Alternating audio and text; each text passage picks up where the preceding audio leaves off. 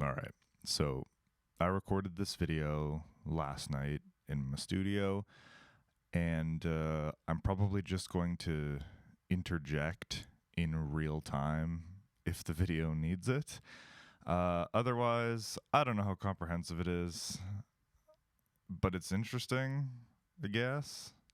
Yeah. All right. Okay, this one is going to be a real pain to edit. And this setup is super jank, but here we go. Tour of how we're scoring the new Design Abstract album, Constructs of an Unseen Algorithm. Okay, what we have here is the scoring file, all right? Along the side, you'll notice orchestra things. So what I have here is every single track is its own orchestra section, like would read in a score. Should be pretty straightforward.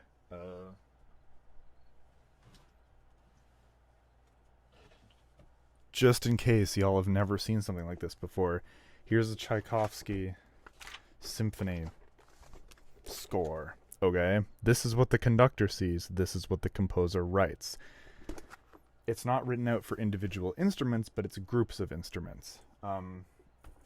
So it'll be a violin section, another violin section, viola section.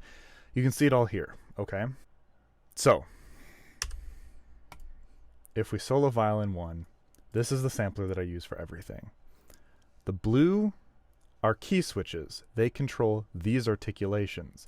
You should see some things you recognize in short form: marcato, pizzicato, staccato, that sort of thing. And then the white is the playable section of the instrument. So, you can see I'm switching between legato and staccato.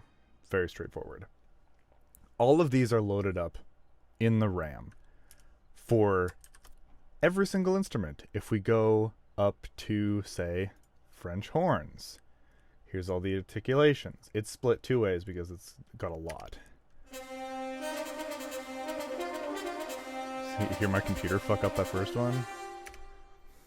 So, it's like that for everything. Arranged how a classical orchestra would arrange things. Woodwinds, brass, percussion, strings. Then underneath, I have the reference track, because remember, this is a death metal album.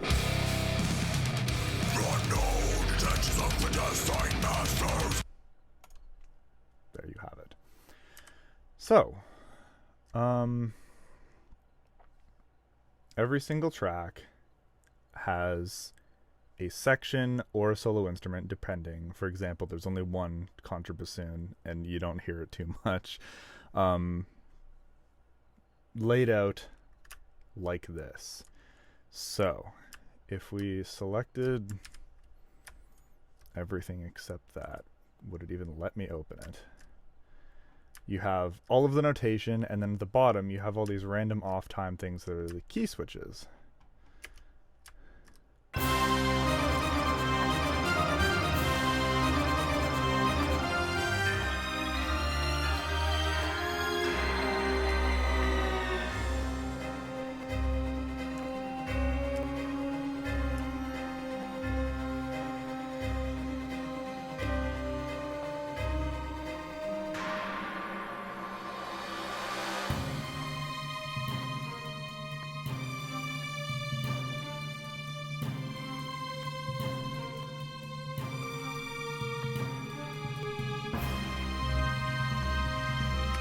Alright, we'll stop there. I have to remember, this isn't out yet, so you haven't heard this song yet. So, that's a nice orchestral arrangement, right? Here's how it sounds in context. This reference track is everything except the orchestra.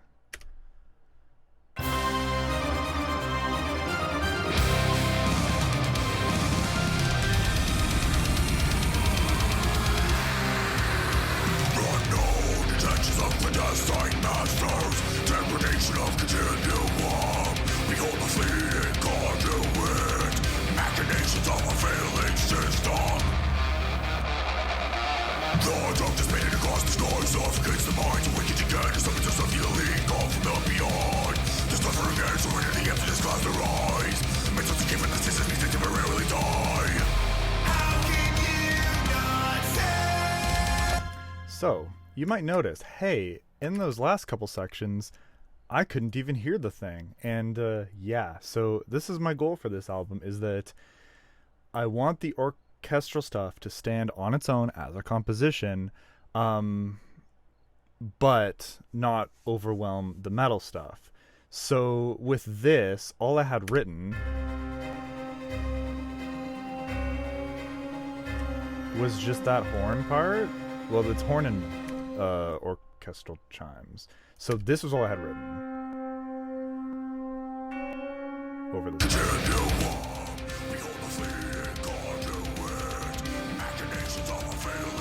But of course, that's extremely dull to listen to on its own.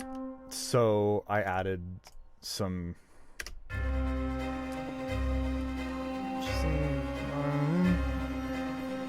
you know, just. And it's kind of hard to explain, but like solo cello. No, that's not what I'm listening to. Right, okay, solo violin. Violin 1 is just making noise. We can ignore that. Violin 2 and cello are where it's at. Oh, and viola. Fine. Don't listen to me. I don't know what the fuck I'm talking about. Velocity, articulation, right? That's what makes things sound good. I've said this about drums, and I'll fucking say it for this shit too. Like, even though the timing is perfect, because this is like 18 people playing in unison, so when you average it out, the timing pretty much would be perfect. However, the articulation, like the velocity change, that needs to be there. And what I do for this album is I just take motifs from the guitar.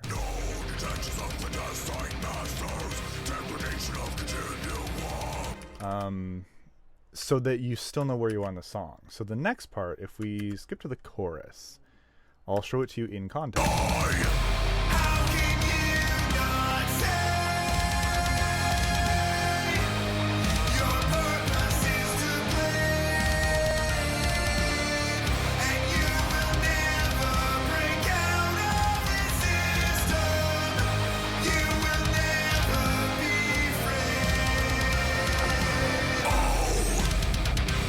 Okay, so thing one to notice, clean vocals, okay?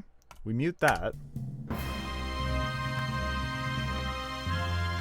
Still there. The woodwinds are playing. Bleed, and you will never break out of this system. So that you know where you are in the song, okay? Then you have the contrabass playing a very simplified version of what the guitars are doing.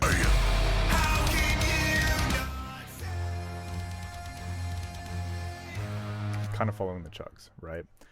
But the most important, hardest, and nuance-driven thing about this is when I first scored this, the part that pokes out of the orchestra. Sorry.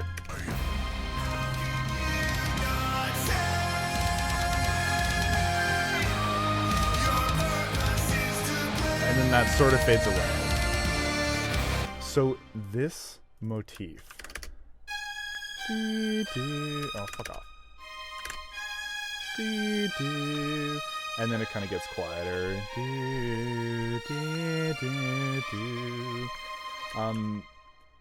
That motif is the only thing that needs to be there for the orchestra.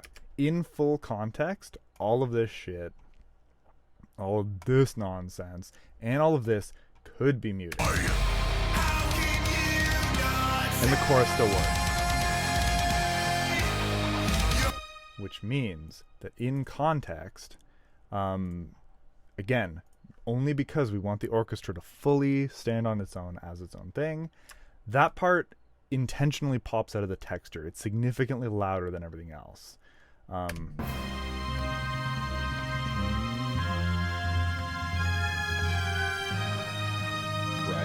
And that's... I hate this pun, but that's by design. I have to pick which themes pop out of the texture and which ones hide behind the texture. Again, if we come back to this...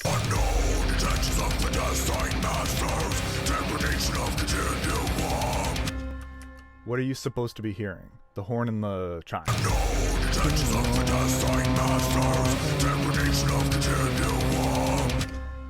But what's all playing there?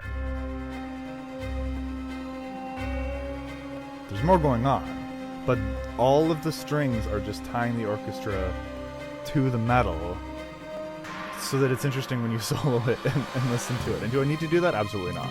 And have I done it in the past? No. But this is the concept for this album, is that this shit needs to stand on its own.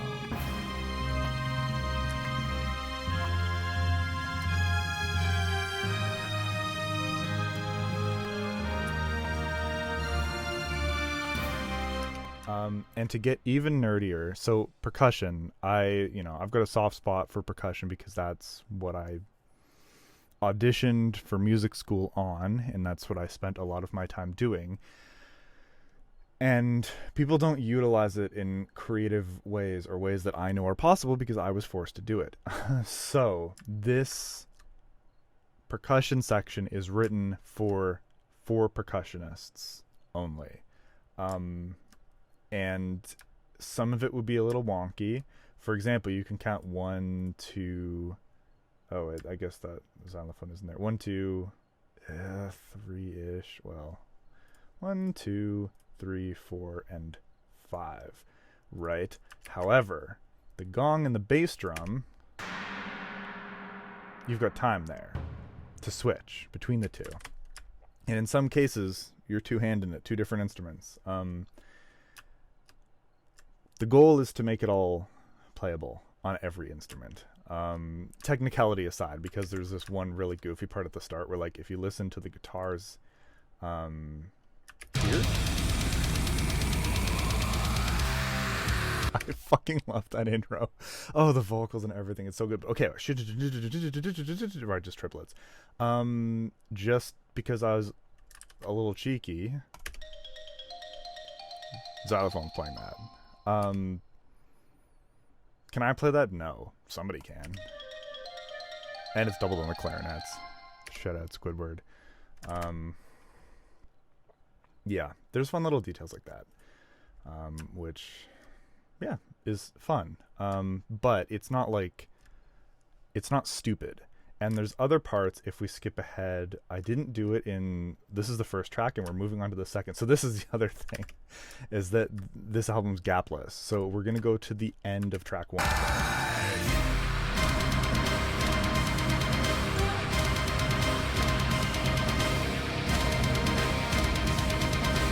And then you see where the overlap is, right? This is track 2. Gapless.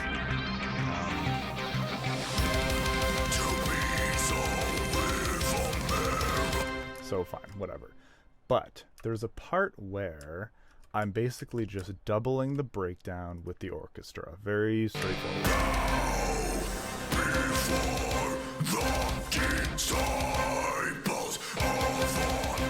You get it.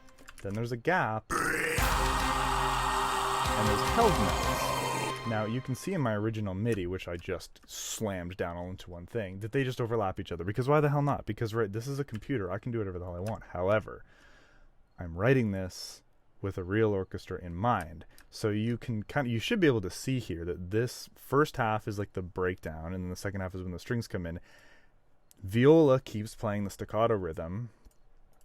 Brass switches here. I'm not done filling this part out yet, right? But I have to sacrifice these voices, and similarly, at the start of the breakdown, you've got these various like horn rips,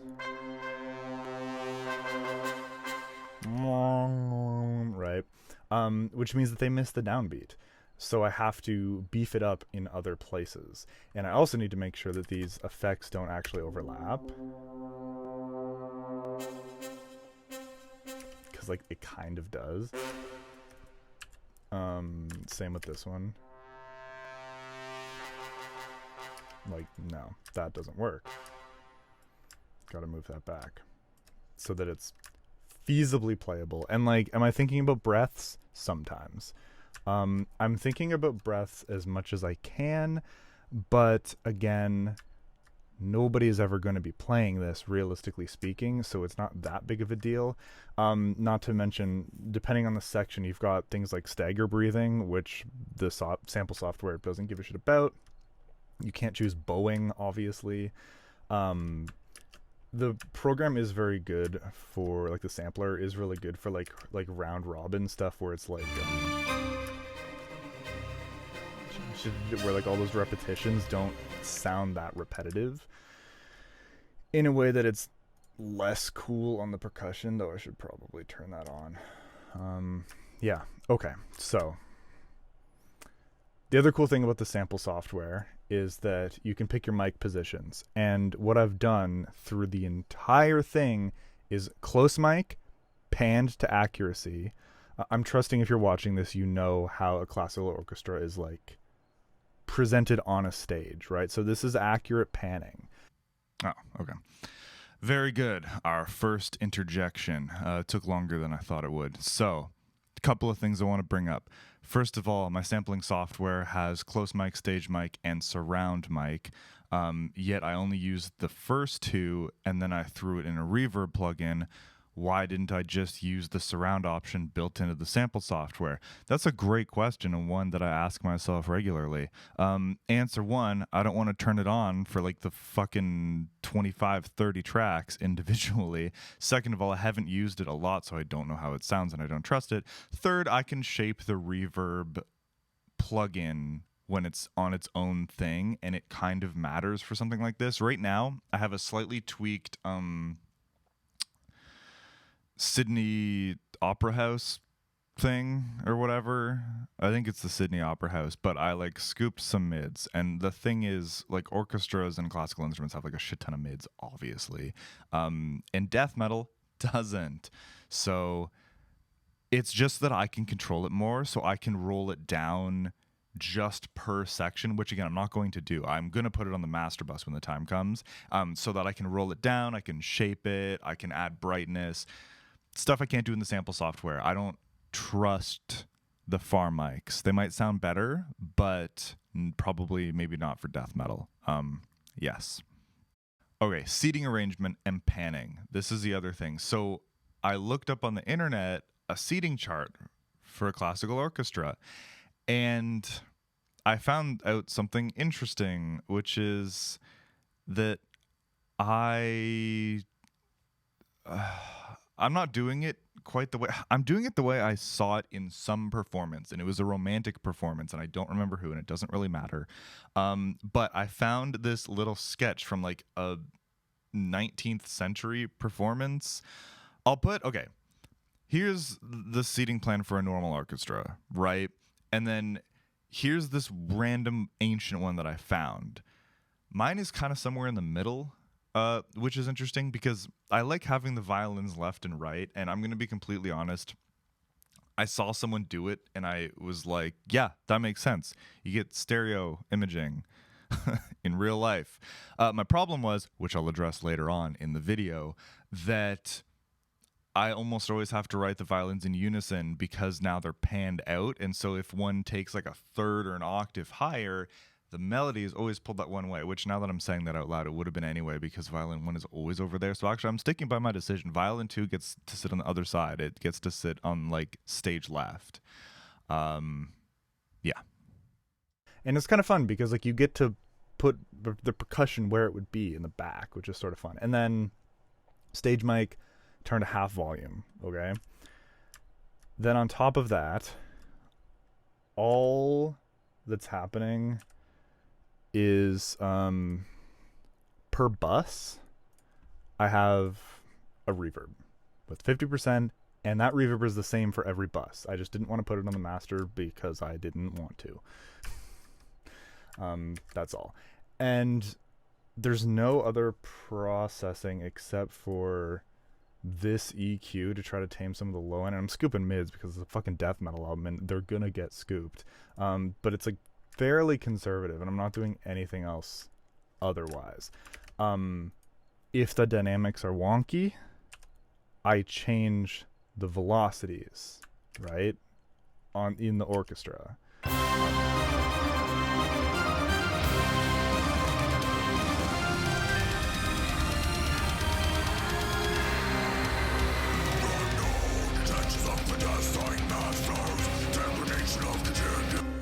It's like one of the stupid things that I realized I did early on, which is a bad habit because you got the string section of 5, right? Violin 1, violin 2, viola, cello, contrabass. And typically I would assign them 5 different voices. So you do this and you can see those 5 voices. My part writing is it's always like this. It's always very sparse, like the low lows and high highs type of thing. But since they're accurately panned, something that doesn't normally affect me is, of course, if I'm cranking up this lead harmony is like an octave higher than the other one, this one is to the right and this one is to the, why is it not fucking playing? This one's to the left.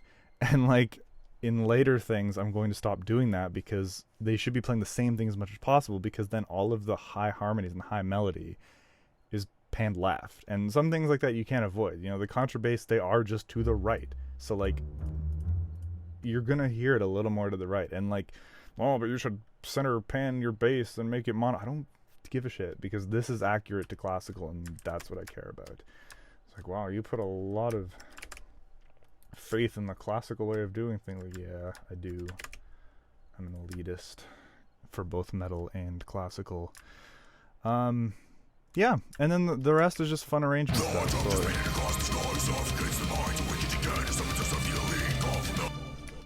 So, alright, shut up. I've got this like rolling timpani, right?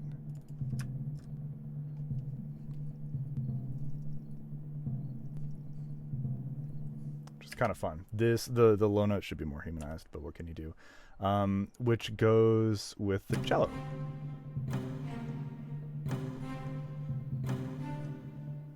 Which is fun. Little things that, like, unfortunately you can't really hear in the mix, but like they're there when you solo it. Yeah, so this is the process for constructs of an unseen algorithm. I'm putting a lot of faith in my computer doing this, because this is how I used to score Emanate, okay? This exact process is how I scored Emanate, and my computer fucking died. Like, a lot. Like, I ripped the shell off of it and had fans pointed at it, and it was a fucking nightmare. And I actually can't believe that Studio One is doing as well as it is. I'm gonna run this on my new Mac and see. I'm gonna compare directly. Yeah. That'll be fun. Yeah, so this is the workflow, and essentially, because the album is gapless, you get these fun things like I'm saying. So, like, you see the marker here for Martyrs, that's track 2. So this is the outro of track 1, and you can see where the reference tracks line up with, like, nothing. Into the next song. And the whole album is going to be scored and exported like this, where it's just one continuous track, which is super fun for me.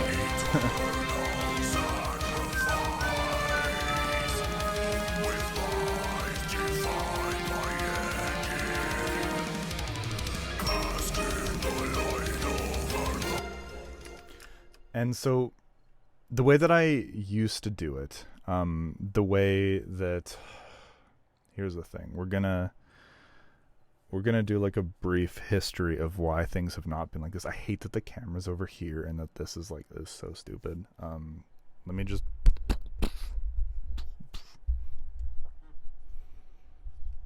this is so dumb. Now I'm just like half talking at the pop filter. Okay, so, well, whatever. Emanate was scored like this, okay? And then Technotheism started out being scored like this, and then I realized this is death metal.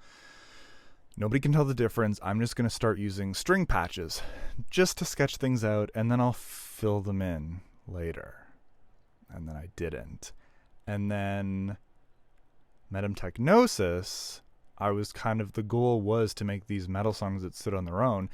So it was all just string patches. And I would do things like this where I would load up a legato patch to play the long notes, and then I would load up a staccato patch, and it would just be for everything. It would be like a full string section, trumpets, trombones, French horns, all just playing one articulation. All just, I have a whole rig of like everything that just went bam, and that was it. And then I had another one that was just legato strings, and then if I needed legato brass, they would be just like lined up in their own section: legato trumpets, legato trombones, legato tuba.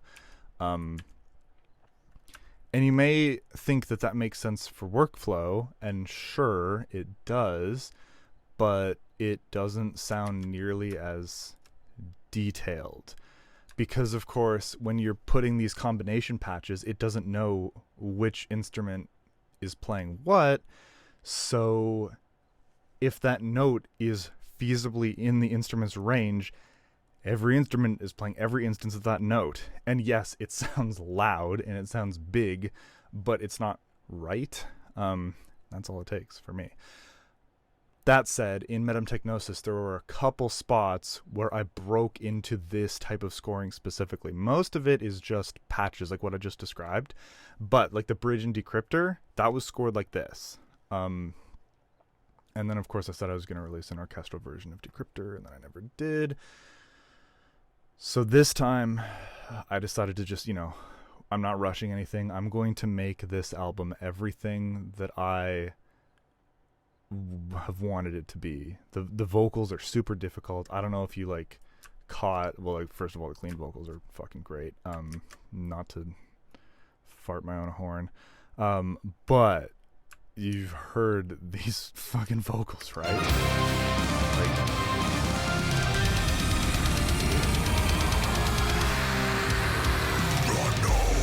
That shit, and then I did this. This is the hardest thing I've done.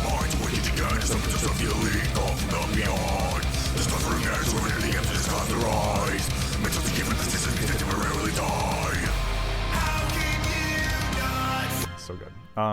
So what I wanted to do is just challenge myself in ways that I like. I don't like playing instruments or bass specifically, so I'm not playing bass on this. It's too hard. But my areas, the scoring and the vocals, they're going to be significantly better than they ever were. And this is my workflow for how to do it. And I'm kind of happy because this type of scoring does really look like how classical scoring looks. Like the strings do fucking everything, right? And the other instruments are more there for flavor, and so you kind of see them just poking in here and there. I do a lot of brass because that's just this sort of style. But yeah. So this is the workflow for Constructs. It's one of the reasons it's going to take so long, because when I'm done this, I want this entire album, start to finish, to be compelling to listen to only the orchestral version. And so this is how I'm doing it. And the reason I'm explaining it is because, in my opinion, if you want it to sound like a proper classical orchestra, this is the correct way to do it. I'm treating this like it's an orchestral score and an orchestral performance, where when I come away from this, I have a stereo track of the entire orchestra, which is I know you close mic instruments and you do whatever, and that's all fine, but my point is you're fixing issues with dynamics and leveling with actual instrument dynamics instead of automating things up and down, which sounds more realistic. Because of course, if you wail on a trombone and then turn it down, it's not going to sound the same as if a trombone is quiet. Particularly with brass. Do I have anything that's bum bum bum E with the okay, trombones, right? We're gonna start here. And again, I just wrote this. That's a different sound.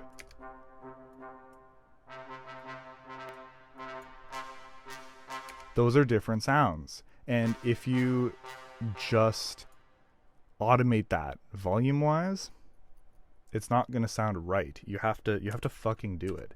Strings less so. Strings are more sort of flexible. You can't do that shit with the brass, man. You just got to do it the right way.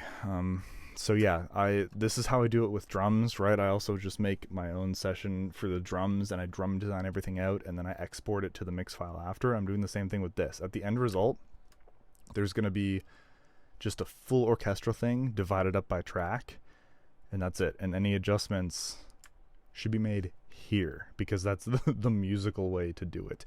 I was telling the guys, it's even to the point where I'm kind of sacrificing a bit of like production element. Like, I've surpassed the amount where this is serving as production for the songs. It's overkill at this point. It's to the point where it's kind of muddying them up a bit in spots, but that's the sacrifice I'm deeming necessary to make something that stands on its own as an orchestral thing, which is something that I've been scared of doing and put off for years and years. So now we're doing it, and this is it, and I'm really excited about it, and I think it sounds amazing. And what I should have done is had a reference ready of a before and after, how it was scored when it was just sketched in. The future me watching this, put them at the end of the video, the A-B that I sent to the guys. Yeah, otherwise I'm going to be a dick and say this is the proper way to do it if you're writing properly orchestral music. If you're using orchestra as an aesthetic and you don't really care about like the classical scoring of it, sure, just use string patches, just use whatever, layer up 1,000 brass things and make them all just and like it's fine. But yeah, I don't know. This is the way I'm doing it. This is the way Design Abstract should have been done all along, not just at the important bits. And I'm going to go to bed.